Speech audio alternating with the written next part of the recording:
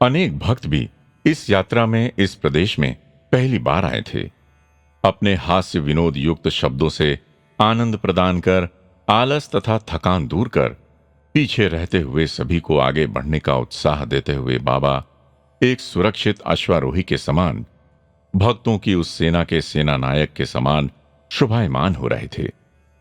बाबा ने एक बार भी नीचे उतरकर विश्राम करने का प्रयत्न नहीं किया।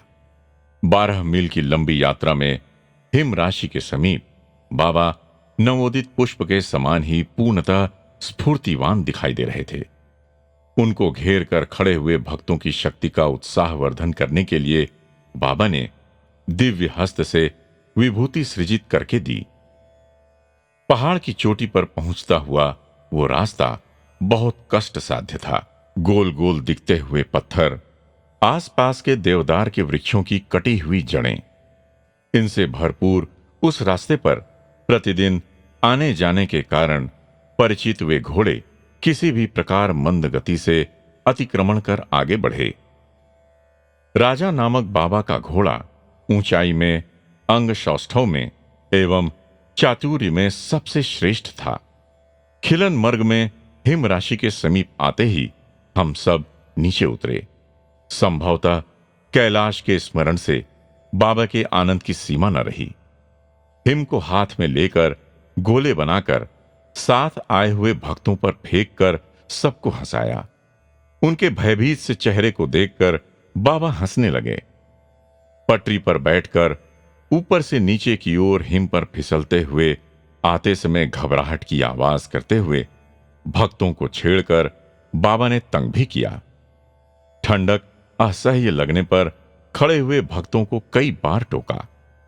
श्री कस्तूरी जी लिखते हैं कि उस दिन के उस संतोषपूर्ण विनोद को हम कभी भी भूल नहीं सकते। रात को 9 बजे सब लोग नौका गृह को वापस लौटे। सब लोग अस्वस्थ थे।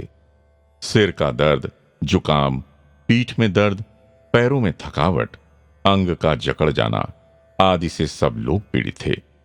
किंतु बाबा केवल जैसे थे वैसे ही निर्लिप्त स्थिति में उन्होंने सबसे प्रेम पूर्वक बातें करके सबको चित्त का उल्लास प्रदान किया। जितने दिन कश्मीर में थे, अलेक्जेंड्रा पैलेस नामक बाबा का वो नौकागृह प्रशांति निलयम सा प्रतीत हुआ। संध्या के भजन के समय शहर से कई लोग आए। श्री कस्तूरी जी लिखते हैं कि मुझे भली भांति याद है, एक वृद्ध स्त्री दर्शन करते हुए बाबा से बोली, बाबा, कल मेरे सपने में आप ही स्वयं आकर इस नौकागृह का नाम बताकर आज यहां आने की आज्ञा देकर गए थे। देखिए, मैं आई हूं, मुझ पर अनुग्रह कीजिए। ये कहकर वो स्त्री बाबा के चरणों में गिर पड़ी। श्रीनगर के थोड़े भक्तों के घर भी बाबा पधारे। एक घर में 4 महीने के बच्चे को आशीर्वाद देते हुए बाबा बोले, ये बालक महायोगी बनेगा। अपने हाथ में स्थित इलायची का हार उस बालक के गले में पहनाया।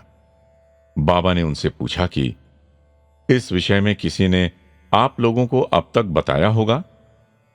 तब उस बालक के पिता ने उत्तर दिया, सत्य है स्वामी, बालक की जन्म पत्रिका जब बनाई गई थी तब ज्योतिषी ने वैसा ही कहा था। आश्चर्य व आनंद से भरकर वे बाबा को लगातार निहारते रहे और बहुत समय तक यूं ही बैठे रहे। बाबा ने उस बालक का नामकरण किया व उसे शंकर नाम दिया। उसके माता पिता उसको बाद में प्रायः प्रशांति निलयम भी लेकर आए। कैसा पुण्यशाली बालक था वो। और एक भक्त को बाबा ने अपने संकल्प मात्र से सृजित की हुई रत्नों की एक अंगूठी दी। वहां के एक व्यक्ति ने बाबा से प्रश्न किया कि किस अवस्था में आपने अपना घर बार त्याग किया? प्रश्न सुनकर बाबा को किंचित भी क्रोध नहीं आया, बल्कि हंसते हुए उन्होंने उत्तर दिया कि जगत ही मेरा घर है, सृष्टि ही मेरा मठ, तो फिर मैं कौन से घर बार का त्याग करूं? इस प्रकार के उनके उत्तरों से उनके भगवत अवतार के रहस्य को लोग जानने लगे। ये भी भक्तों ने जान लिया कि बाबा इस मानव तत्व का घूंघट ओढ़े हुए महान शक्ति स्वरूप ही हैं। श्रीनगर छोड़कर आते समय वहां के भक्त बहुत दुखी हुए। अगस्त की 6 तारीख को श्रीनगर का विमान घर भक्तों से भर गया था। प्रत्येक को बाबा के चरण स्पर्श की लगन लगी थी। उनके साथ संभाषण तथा उनके अभय हस्त के दर्शन के लिए प्रत्येक मनुष्य तरस रहा था। किसी प्रकार विमान ने गगन मार्ग की ओर गति बढ़ाई। बाबा दिल्ली पहुंचे। वहां से मद्रास होते हुए पुट्टपर्थी लौटे। इस प्रकार बाबा की कन्याकुमारी से हिमाचल तक की यात्रा संपन्न हुई। साईं राम।